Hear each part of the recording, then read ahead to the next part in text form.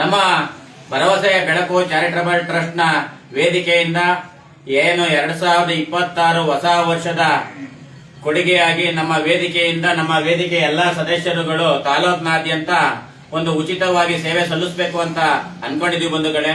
ಏನಪ್ಪಾ ಅದು ಉಚಿತ ಸರ್ವಿಸ್ ಅಂತ ಅಂದ್ರೆ, ಚನ್ನರಾಯಪಟ್ಟಣ ತಾಲೂಕಿನಾದ್ಯಂತ ಪ್ರತಿ ರೈತ ಬಾಂಧವರಿಗೆ ಸಾರ್ವಜನಿಕರಿಗೆ ತಮ್ಮ ಜಮೀನಿನ ಪಾವತಿ ಖಾತೆ ಮಾಡಿಸಿಕೊಡುವಂತ ವಿಷಯದಲ್ಲಿ ಉಚಿತವಾಗಿ ನಾವು ಸೇವೆ ಸಲ್ಲಿಸ್ತೀವಿ. ಮತ್ತು ವಯಸ್ಸಾದಂತ 65 ವರ್ಷ ತುಂಬಿರೋರಿಗೆ ಉಚಿತವಾಗಿ ಪಿಂಚಣಿ ಹಣ ಬರುವ ಹಾಗೆ ಮಾಡಿಸ್ಕೊಡ್ತೀವಿ ಅಂತ ಈ ಸಂದರ್ಭದಲ್ಲಿ ನಾನು ಸಾರ್ವಜನಿಕವಾಗಿ ಸಾಮಾಜಿಕ ಜಾಲತಾಣದ ಮೂಲಕ ಚನ್ನರಾಯಪಟ್ಟಣ ತಾಲೂಕಿನ ಜನತೆಗೆ ಒಂದು ಭರವಸೆಯನ್ನು ನೀಡುತ್ತಿದ್ದೇನೆ ಬಂಧುಗಳೇ. ಆದ್ರಿಂದ ಚನ್ನರಾಯಪಟ್ಟಣ ತಾಲೂಕಿನಾದ್ಯಂತ ಪ್ರತಿಯೊಬ್ಬ ರೈತ ಬಾಂಧವರು ಪಾವತಿ ಖಾತೆ ಮಾಡಿಸ್ಕೊಳ್ಳಕ್ಕೆ ಯಾವುದೇ ಹಣಕಾಸು ಕೊಡುವಾಗಿಲ್ಲ. ಯಾವುದೇ ಅಧಿಕಾರಿ ಸಿಬ್ಬಂದಿಗಳಿಗೆ ಒಂದು ಸರ್ವೆ ನಂಬರ್ಗೆ ಕೇವಲ 35 ರೂಪಾಯಿ ಕಟ್ಟರೆ ಸಾಕು, ಪಾವತಿ ಖಾತೆ ಆಗುತ್ತೆ. ನಂತರ ಪಿಂಚಣಿ ಹಣ ಬರುವ ಹಾಗೆ ಮಾಡಿಸ್ಕೊಳ್ಳೋದು ಅಷ್ಟೇ.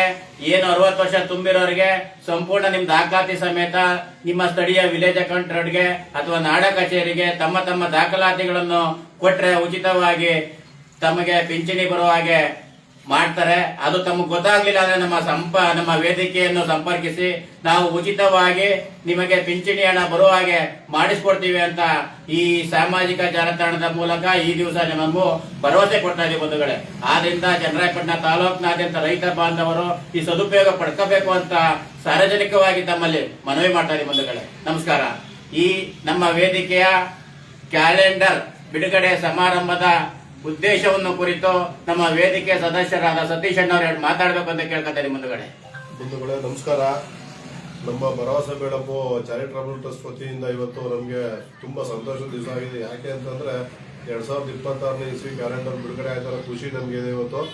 ಇದೇ ತರ ನಮ್ದು ಸಂಘ ಏನ್ ನಡೀತಾ ಇದೆ ಮುಂದೆ ಇದೇ ತರ ಗಟ್ಟಿತನದಲ್ಲಿ ಹಿಡಿದು ಮುಂದೆ ನಮ್ಮ ರೈತ ಬಾಂಧವರಿಗೆಲ್ಲ ಬಹಳ ಅನುಕೂಲ ಆಗಲಿ ಅಂತ ಹೇಳಿ ನಮ್ಮ ಸಂಘದ ವತಿಯಿಂದ ಕೇಳ್ಕೊಂತ ತುಂಬ ಹೃದಯ ಧನ್ಯವಾದ ಹೇಳ್ತಾ ಇದ್ದೀವಿ ಬಂಧುಗಳೇ. ಇವತ್ತು ಬಂಧುಗಳೇ, ಭರವಸೆ ಬೆಳಕು ಚಾರಿಟಬಲ್ ಟ್ರಸ್ಟ್ ನ ಗೌರವಾಧ್ಯಕ್ಷರಾದ ತುಳಸಿರಾಜ್ರವರು ನಮ್ಮ ಸಂಘಟನೆಯ ಕುರಿತು 2 ಮಾತಾಡಬೇಕು ಅಂತ ಅಂದ್ಬಿಟ್ಟು ಸಾರ್ವಜನಿಕವಾಗಿ ನಾನು ಮನವಿ ಮಾಡ್ತೇನೆ. ಬಂಧುಗಳೇ ನಮಸ್ಕಾರ. ಬಂಧು ಮಿತ್ರರೇ, ಈ ಕ್ಯಾಲೆಂಡರ್ ತಂದಿರೋ ಉದ್ದೇಶ ಜನಸಾಮಾನ್ಯರಿಗೆ, ರೈತ ಬಾಂಧವರಿಗೆ ಮತ್ತು ಕಾನೂನಿನ ತಿಳುವಳಿಕೆ ಇಳಿದವರಿಗೆ ಅರಿವಾಗಲಿ ಅನ್ನೋ ದೃಷ್ಟಿಯಲ್ಲಿ ನಮ್ಮ ವೇದಿಕೆಯ ಜಿಲ್ಲಾಧ್ಯಕ್ಷರಾದಂತಹ ಶ್ರೀನಿವಾಸರವರು ಮತ್ತೆ ತಾಲೂಕು ಅಧ್ಯಕ್ಷರಾದ ಮಡವ ಶಾಂತರಾಜ್ ಅವರು ಮುಂದಾಳತ್ವದಲ್ಲಿ ಇದೊಂದು ತಂದಿದ್ವಿ. ಇದ್ರ ಉದ್ದೇಶ ಏನಂದ್ರೆ ಜನಸಾಮಾನ್ಯರಿಗೆ ಕಾನೂನು ತಿಳುವಳಿಕೆ.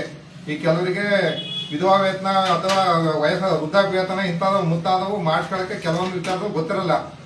ಇದ್ರ ಬಗ್ಗೆ ಗೊತ್ತಿಲ್ಲದೆ ಹೋದ್ರೆ ಈಗ ನಿಮಗೆ ಸ್ಥಳೀಯ ಅಧಿಕಾರಿಗಳನ್ನ ವಿಲೇಜ್ ಅಕೌಂಟೆಂಟ್ ಯಾರು ಕಾಂಟ್ಯಾಕ್ಟ್ ಮಾಡಿ, ಇಲ್ಲ ಆಗಲ್ಲ ಅಂದ್ರೆ ನಮ್ಮ ವೇದಿಕೆ ನಂಬರ್ ಇದೆ ಕ್ಯಾಲೆಂಡರ್ ವೇದಿಕೆ ನಂಬರ್ನ ಸದಸ್ಯನ ಬೇಕಾದ್ರೆ ಸಂಪರ್ಕಿಸಿ.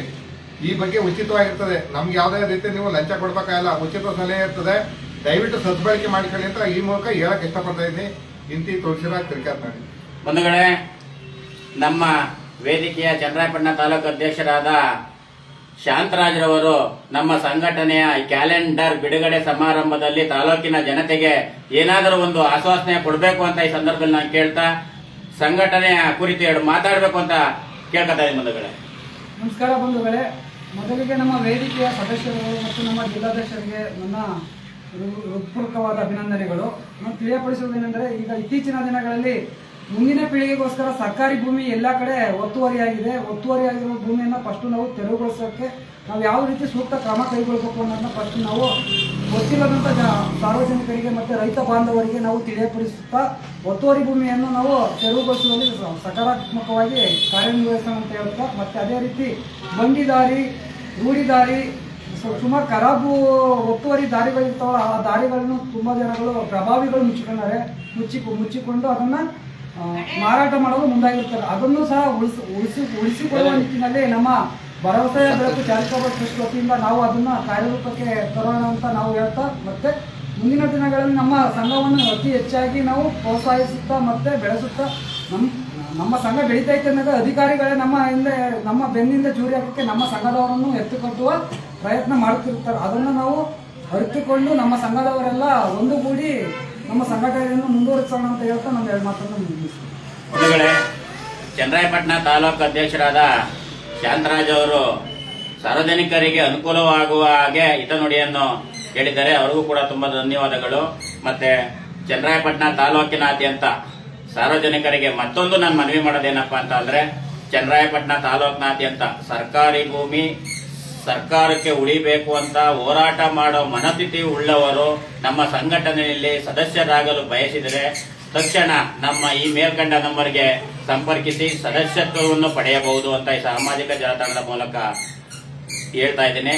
ಮತ್ತು ಮುಂದಿನ ದಿನಗಳಲ್ಲಿ ಚನ್ನರಾಯಪಟ್ಟಣ ತಾಲೂಕಿನಾದ್ಯಂತ ಏನು ಕೆರೆ, ಕಟ್ಟೆ, ಗುಂಟೋಪು, ಅರಣ್ಯ, ನೆಡುತೋಪು, ಸೊಪ್ಪಿನಮಡಿ, ಬಂಡಿದಾರಿ, ಕಾಲ್ದಾರಿ ಏನಿದಾವೋ ಸರ್ಕಾರಿ ಭೂಮಿಯನ್ನು ಸರ್ಕಾರಕ್ಕೆ ಸಂರಕ್ಷಣೆ ಮಾಡುವ ಉದ್ದೇಶನೇ ನಮ್ಮ ಸಂಘಟನೆಯ ಗುರಿ. ಈ ವಿಚಾರವಾಗಿ ನಮ್ಮ ಸಂಘಟನೆಯ ವತಿಯಿಂದ ಮಾನ್ಯ ಜಿಲ್ಲಾಧಿಕಾರಿಗಳವರಿಗೆ ಚನ್ನರಾಯಪಟ್ಟಣ ತಾಲೂಕಿನಾದ್ಯಂತ ಇರುವ ಸರ್ಕಾರಿ ಭೂಮಿಯನ್ನು ಸರ್ಕಾರಕ್ಕೆ ಸಂರಕ್ಷಣೆ ಮಾಡಬೇಕು ಅಂತ ಹಲವಾರು ಮನವಿ ಕೊಟ್ಟಿದ್ದೀವಿ.